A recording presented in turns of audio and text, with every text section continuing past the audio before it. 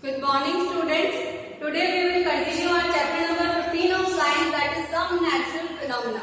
Okay, in my last lecture I explained about the charging और charging को रब करके कैसे चार्ज किया जा सकता है किसी ऑब्जेक्ट को, the type of charges and their interaction.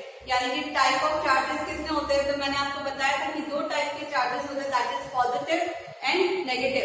और पॉजिटिव और नेगेटिव जब अलग अलग चार्जेस है, डिफरेंट काइंड ऑफ चार्जेस है, तो वो एक दूसरे को अट्रैक्ट करेगा, और सेम काइंड ऑफ चार्जेस है तो वो एक दूसरे को रिपेल करेंगे, यानी कि एक दूसरे से दूर होंगे. Just like the poles of magnet. ठीक है, जैसे मैग्नेट के साउथ साउथ पोल को या नॉर्थ नॉर्थ पोल को आप पास में लेके जाते हो तो वो एक दूसरे को रिपेल करते हैं, और जैसे ही आप डिफरेंट पोल्स को उसके एक दूसरे के पास लेके जाओगे, एक साउथ का पोल और एक नॉर्थ का पोल है, तो दोनों एक दूसरे को क्या करते हैं, अट्रैक्ट करते हैं. तो ये चार्जिंग हम क्यों पढ़ रहे हैं नेचुरल फिनोमेना के अंदर, क्योंकि हम जब बोलते हैं कि जब वो बादल और ये बारिश आती है तो आपने देखा होगा कि थंडर स्टॉर्म आता है, तो जो थंडरिंग होती है यानी कि जो बिजली चमकती है, तो वो क्या होता है, वो भी एक नेचुरल फिनोमेना है. उसकी वजह से हम लाइटनिंग के प्रोसेस को समझने के लिए ये क्या पढ़ रहे हैं, चार्जिंग ऑफ द ऑब्जेक्ट. क्योंकि मैंने क्या कहा था कि बिजली चमकती है या थंडरिंग जो होता है वो किसकी वजह से होता है, लाइटनिंग प्रोसेस क्यों होता है क्लाउड्स में, because of the accumulation of charges. यानी कि चार्जेस जो होते हैं वो स्टोर हो जाते हैं क्लाउड्स में, और उसी की वजह से जो है लाइटनिंग का साउंड आता है, और साथ में आपको जो है एक स्पार्क जनरेट होता हुआ दिखाई देता है. सो this is the few lines regarding the last topic, that the charges of same kind repel each other. तो ये जो लास्ट लेक्चर एक्सप्लेन किया था उसके रिगार्डिंग मैंने कुछ लाइन लिखी है ताकि आप लोगों को रिमाइंड हो जाए कि हमने लास्ट में क्या डिस्कस किया था. तो यहाँ लिखा हुआ है कि same kind repel each other. Same मतलब नेगेटिव नेगेटिव होना चाहिए या तो फिर दोनों ही पॉजिटिव पॉजिटिव होने चाहिए. तो वो एक दूसरे को क्या करेंगे, रिपेल करेंगे, यानी एक दूसरे को दूर दूर करेंगे. Now, while charges of different kind attract each other, और अगर दोनों दूसरे चार्जेस होंगे, लाइक एक पॉजिटिव होगा और दूसरा नेगेटिव होगा, तो वो एक दूसरे को क्या करेगा, अट्रैक्ट करेगा. ओके, सो अब ये आता है कि जो इलेक्ट्रिक चार्जेस है जनरेटेड किए गए बाय रबिंग. क्योंकि लास्ट टॉपिक हमारा क्या था कि किसी भी चीज को रब करके चार्ज किया जा सकता है. जैसे आप एक पेन का रिफिल है, जो आपका बॉल पेन है, खाली हो गया उसका रिफिल, तो आप उस एम्प्टी रिफिल को लीजिए और पॉलीथिन से रब कीजिए. जब आप पॉलीथिन से रब कर लेंगे, उसके बाद में आपको उस रिफिल को क्या करना है, lighter object like paper pieces या फिर हेयर्स उसके पास में लेकर जाना है. तो आप देखोगे कि हेयर्स जो होते हैं वो अट्रैक्ट होते हैं रिफिल से. क्यों होते हैं, just because of the accumulation of charge. क्योंकि वो रिफिल क्या हो जाता है, चार्ज हो जाता है by the rubbing process. So this shows that the electric charge generated by rubbing are static. तो ये बताता है कि जो रब से चार्जेस ऑब्जर्व होते हैं या ऑब्टेन किए जाते हैं वो क्या होते हैं, स्टैटिक होते हैं. स्टैटिक मतलब एक जगह पे रहते हैं, वो मूव नहीं करते.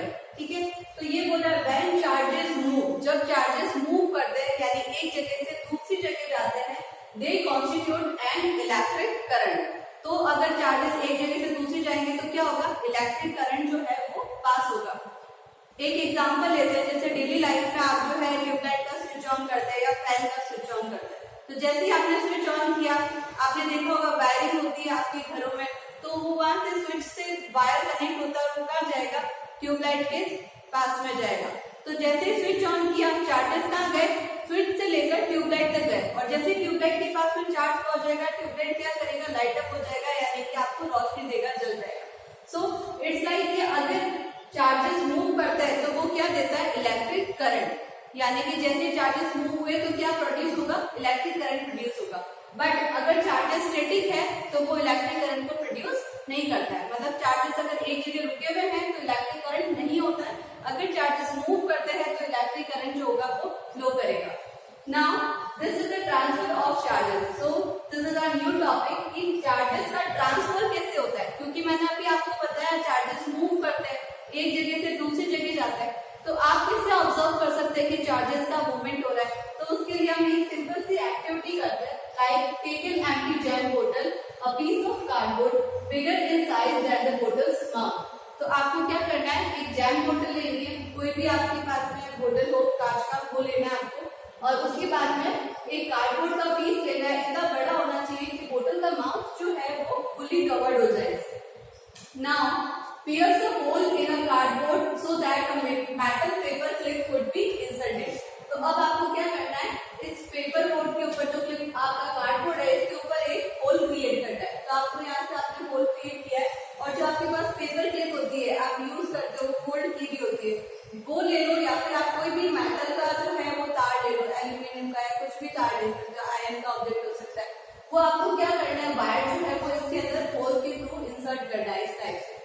Now cut two stripes of aluminum foil and hang them on the paper clip as shown in figure. अब आपको जो है दो एल्यूमिनियम की स्ट्राइप्स या दो आयरन की स्ट्राइप्स जो होता है वो कट करने हैं और यहाँ पे इस तरीके से इसमें हैंग कर देना है, होल क्रिएट करके। आप बोलोगे मैम पेपर क्लिप का और उसका एग्जाम्पल क्यों लिया, यहाँ पेपर क्लिप या मेटल के ऑब्जेक्ट हम क्यों ले रहे हैं? क्योंकि मेटल जो है वो मैंने आपको बताया था that is very good conductor of electricity and heat. क्योंकि मेटल जो होता है वो हीट को भी अपने अंदर से पास होने देता है, उसका भी गुड कंडक्टर होता है और इलेक्ट्रिसिटी का भी गुड कंडक्टर होता है। अगर आप ये चीज जो प्लास्टिक वायर से करोगे या फिर आप प्लास्टिक की कोई स्ट्रैप से करोगे तो ये प्रैक्टिकल नहीं होगा। सो आपको क्या करना है, मेटल के ऑब्जेक्ट जो है वो यूज करने हैं प्रैक्टिकल के लिए। Now charge a refill and touch the paper clip. अब आपको क्या करना है, वही देखना है, बॉल पेन की रिफिल ली है आपने, एम्प्टी रिफिल को लेकर पॉलिथीन से रब कर दिया और रब करने के बाद में आपको उसके बाहर से इस तरीके से टच करना है। तो दिस इज ऑरेंज, ये ऑरेंज कलर शो कर रहा है कि कौन सी एक रिफिल है, उसको आपने यहाँ पे इस वायर से कनेक्ट करना है। तो अब ये कनेक्ट करने पर आप क्या देखते हो कि जैसे हम इसको टच करते हैं then do the stripes, what do we observe, do the two stripes attract or repel each other। तो आप क्या फील करते हो, क्या देखोगे, what we observe that these two stripes repel each other। हम ये देखते हैं ऑब्जर्व में कि ये अट्रैक्ट नहीं होता है, ये क्या होता है, दोनों एक दूसरे से ओपन हो जाती है, दूर दूर चली जाती है। इनका माउथ जो होता है इतना है तो बाद में कितना हो जाएगा, इतना ओपन हो जाता है। क्यों हो गया ऐसा, क्यों ये एक दूसरे के पास में नहीं रहे? Because the aluminum foil stripes receive the same charges from the charge refill through the paper clip. This is why they repel each other। क्योंकि क्या हो गया, जो रिफिल है उसने सेम काइंड ऑफ चार्जेस को पास किया है। अगर इसके पास नेगेटिव था तो उसने इसको भी नेगेटिव प्रोवाइड किया और इसको भी नेगेटिव प्रोवाइड किया, और अगर ये पॉजिटिव चार्ज लेकर आई तो इसने इसको भी पॉजिटिव प्रोवाइड किया और यहाँ पे भी पॉजिटिव प्रोवाइड किया। तो दोनों में सेम चार्जेस होने की वजह से मैंने क्या कहा था कि अगर चार्जेस सेम काइंड होते हैं तो एक दूसरे को क्या करेंगे, रिपेल, इसलिए वो एक दूसरे से दूर दूर हो गए stripes. Now such a device can be used to whether an object is carrying charge or not। this device known as electroscope। तो ऐसा डिवाइस जो ये बता सके कि कोई जो ऑब्जेक्ट है वो चार्ज है या नहीं है, उसे हम क्या कहते हैं, इलेक्ट्रोस्कोप। तो ये एक सिंपल इलेक्ट्रोस्कोप है, इससे आप ये पता कर सकते हो कि कोई ऑब्जेक्ट चार्ज है, उसमें चार्ज है या नहीं है। Now thus we find that electric charge can be transferred from a charged object to another through a metal conductor। तो अब हमने देखा कि चार्ज कौन था, रिफिल चार्ज थी। रिफिल से ये चार्ज कहाँ पे आ गया, एल्यूमिनियम स्ट्राइप पे। इसका मतलब चार्ज इस जगह से इस लोकेशन पे आया है तो वो क्या कर रहा है, वो मूव कर रहा है। इसीलिए यहाँ पे क्या लिखते हैं कि चार्ज ऑब्जेक्ट से दूसरे ऑब्जेक्ट के अंदर चार्ज को ट्रांसफर किया जा सकता है। कैसे, थ्रू अ मेटल कंडक्टर, यानी कि आपके पास में एक मेटल का कंडक्टर हो तो आप एक जगह से दूसरी जगह पे चार्ज मूव कर सकते हो। जो हमने एग्जांपल लिया था उसमें मैंने कहा था आपने स्विच ऑन किया, ठीक है, तो स्विच ऑन करने से क्या हो गया, ये स्विच बोर्ड के अंदर जो वायर्स कनेक्टेड होते हैं वो भी किसके वायर्स होते हैं, एल्यूमिनियम के वायर्स होते हैं। तो एल्यूमिनियम क्या है, मेटल कंडक्टर है, वो क्या करता है, लाइट तक जो है, ट्यूबलाइट तक उसका अपना चार्ज को ट्रांसफर करता है। तो मेटल कंडक्टर से हम क्या कर रहे हैं, चार्ज को ट्रांसफर कर रहे हैं। इसीलिए कोई भी इलेक्ट्रिक इक्विपमेंट लेते हैं तो हम उसको स्टार्ट करने के लिए क्या यूज करते हैं, वायर्स यूज करते हैं, और वो वायर्स क्या होते हैं, they are conductors. Now touch the end of a paper clip gently with the hand. अब आपको क्या करना है, ये तो आपने देख लिया, अब आप इसको रिफिल को हटा दो और अब आप क्या करो, अपने हाथ से जो है धीरे से आप इसको इस पॉइंट पे वापस से टच करो जहाँ आपने पहले रिफिल टच किया था। Now what do we observe, that the stripes come back to the original state. तो हम ये देखते हैं कि जैसे ही आपने स्ट्राइप्स को अपने हैंड से टच किया है तो जो ये स्ट्राइप जो जिस तरीके से ओपन हुई है वो क्या हो जाएगा, वापस अपनी रियल पोजीशन पे आ जाती है। मतलब रिपेलिंग फोर्स जो है वो खत्म हो जाता है, अब वो क्या करेगी, वापस अपनी ओरिजिनल स्टेट में आ जाएगी। तो ऐसा टाइप ऑफ चार्जेस जो किसी चार्ज ऑब्जेक्ट को डिस्चार्ज कर देता है थ्रू अर्थिंग, ठीक है, तो हम उसे क्या कहेंगे, वो क्या है, अर्थिंग प्रोसेस होता है। Okay, Now I am stuffing the side and you have to write down this all in your notebook. And do not draw this diagram. I will provide you the diagram picture. Okay, thank you. So now students, we can say that the foil stripes are discharged. तो अब हम ये कह सकते हैं कि foil stripe जो है वो डिस्चार्ज हो गई है. क्यों डिस्चार्ज हो गई थी? क्योंकि अब आपने यहाँ पे रिफिल की जगह आपका क्या किया है? हैंड टच किया है. So the process of transferring of charge from a charged object to the earth is called earthing. यानी कि जैसे आप अपनी हाथ को यहाँ पे टच करेंगे, हैंड टचिंग से क्या होगा? आपकी बॉडी के थ्रू जो करंट होगा या चार्जेस जो होंगे वो कहाँ चले जाते हैं? अर्थ में चले जाते हैं, to the ground. So this process is known as earthing. यानी कि कभी आप किसी चार्ज ऑब्जेक्ट को अगर डिस्चार्ज कर देते हो और वो सारा चार्ज अर्थ पे चला जाता है, अर्थ के अंदर चला जाता है, तो हम उसे क्या कहते हैं? This is earthing. सो ये अर्थिंग क्यों किया जाता है बिल्डिंग्स में या हमारे घरों में? So it is provided in buildings to protect us from electrical shocks due to any leakage of electrical current. कि अगर कोई वायरिंग के अंदर अगर वायर कट हो जाता है, काफी पुराने हो जाता है या फिर कोई सॉकेट लूज हो जाता है, तो उससे आपको जो इलेक्ट्रिक करंट है उसका शॉक ना लगे और इतना पावर ना हो उसमें कि किसी ह्यूमन या एनिमल की डेथ हो जाए. इसके लिए क्या करते हैं कि बिल्डिंग के अंदर जो है अर्थिंग का जो है वायर रखा जाता है. कई बार आपने जो है इस तरीके से सॉकेट देखा होगा जो आपके नॉर्मली प्लग्स होते हैं. दिस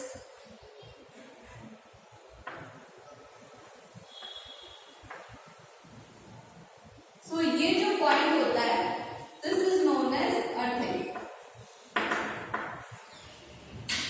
तो ये जो पावर पॉइंट है जो इस तरीके से आप ये देखते हो, ये पिन के अंदर जो ये बड़ा वाला होता है ये किसके लिए होता है? ये पॉइंट होता है अर्थिंग के लिए.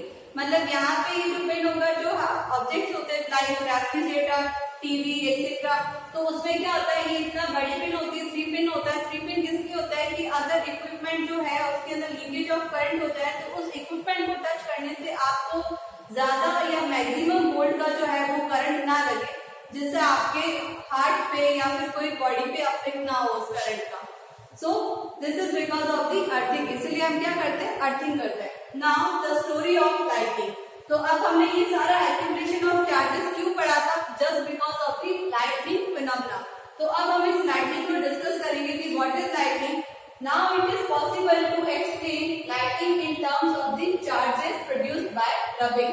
तो अब हम ये बोल सकते हैं कि रब करने की वजह से चार्जेस का जो है एक्यूमुलेशन यानी कि स्टोरिंग हो जाता है और उसकी वजह से लाइटिंग जो है वो होती है. लाइक दिस, ये क्लाउड्स है, यहाँ पे अपर एजेस पे क्या हो गया? पॉजिटिव जनरेट हो गया और जो लोअर एजेस है क्लाउड के उसमें कैसा हो गया? नेगेटिव चार्ज जो है वो रह गया. मतलब ये पूरा एक क्लाउड है, उसमें ऊपर वाले किनारों पर कौन सा हो जाएगा? पॉजिटिव चार्ज रहता है और जो नीचे वाले हैं उस पे एजेस पे क्या रहता है? Negative charge. और कुछ चार्ज जो होता है वो ग्राउंड में भी स्टोर रहता है पॉजिटिव फॉर्म में. तो जब ये पॉजिटिव और नेगेटिव चार्ज आपस में टकराते हैं तो उसकी वजह से रबिंग होता है और रबिंग की वजह से ये क्या होता है? थंडरिंग या फिर लाइटिंग फिनोमेना आता है. Let's study this. During thunderstorm, जब थंडरस्टॉर्म यानी कि जब बारिश आती है और एकदम तूफान उठता है तो एयर का मूवमेंट होता है. तो during the development of thunderstorm air current move upward. तो जब आंधी आती है, हमने देखा होगा जो थंडरस्टॉर्म है तो उसमें क्या होता है? जो एयर होता है वो बहुत फास्ट मूव कर रहा होता है. तो वो क्या करता है कि इस तरीके से टाइफून बनाता है और ऊपर की तरफ जाता है. सो एयर करंट कहाँ जाती है? हवा कहाँ जाती है? अपवर्ड डायरेक्शन में. और बारिश कहाँ आती है? वाटर ड्रॉपलेट कहाँ आता है? नीचे यानी कि डाउनवर्ड डायरेक्शन में. तो दोनों एक दूसरे के अपोजिट हो रहे हैं, इसकी वजह से चार्जेस क्या हो जाता है? सेपरेट हो जाता है. तो इससे आपने यहाँ लिखा है during thunderstorm air currents move upward and droplets of water move downward. These movement cause separation of charges. और इसी की मूवमेंट से क्या होता है? सेपरेशन हो जाता है चार्जेस का और एक्यूमुलेशन हो जाता है. It is not yet completely understood by a process. तो अभी ऐसा कोई प्रोसेस नहीं है कि इस चीज को कंप्लीटली अंडरस्टूड किया जा सके. इसलिए हमने जो एक्टिविटी है वो आपको शो करके बताया था बैलून एक्टिविटी से कि जो सेम काइंड ऑफ चार्जेस होते हैं वो रिपेल करते हैं और डिफरेंट काइंड ऑफ चार्जेस जो होते हैं वो अट्रैक्ट करते हैं. Now the positive charge collect near the upper edges and the negative charge collect near the lower edges of clouds. तो ये वही लाइन है जो मैंने आपको एक्सप्लेन किया फिगर में कि पॉजिटिव चार्ज जो है वो अपर एजेस पे रहेंगे और नेगेटिव चार्ज जो है वो कहाँ रहेंगे, लोअर एजेस पे. There is accumulation of charges near the ground also. और यहाँ पे क्या होता है, ग्राउंड पे भी थंडरस्टॉर्म के टाइम पे जो पॉजिटिव चार्ज है वो स्टोर हो जाता है. एक्यूमुलेशन, कलेक्ट, स्टोर, ये तीनों सिनोनिम ही है, एक जैसे वर्ड है, कोई भी आप यूज कर सकते हो. When the magnitude of accumulated charges becomes very large, जब मैग्नीट्यूड बहुत ज्यादा हो जाता है यानी चार्जेस बहुत ज्यादा क्वांटिटी में एक साथ में इकट्ठा हो जाते हैं, then the negative and positive charges meet. तब क्या होता है, ये नेगेटिव और पॉजिटिव चार्ज जो होते हैं वो आपस में मिलते हैं. Producing streak of bright light and sound. Streak यानी कि कोई धारा या करंट में जो इस तरीके से ये स्ट्रक्चर आता है ये प्रोड्यूस होता है लाइट का, और साथ में क्या होता है, साउंड भी जनरेट होता है. So we see streaks as lightning. और हम इन स्ट्रीक को जो है वो किस फॉर्म में देखते हैं, लाइटनिंग की फॉर्म में. So the process is called electric discharge. और इसी प्रोसेस को हम क्या कहते हैं, इलेक्ट्रिक डिस्चार्ज. क्योंकि यहाँ पे एक्यूमुलेशन हो गया था चार्जेस का, जैसे ये अर्थ पे आएगा तो ये क्या हो जाएगा, अर्थिंग हो जाएगा, यानी सारा काम चला गया अर्थ के अंदर. इसलिए अब ये क्या हो गया है, अब क्लाउड कैसे हो जाएंगे, डिस्चार्ज हो जाएंगे. So now I am stepping aside and you have to draw this picture and write down this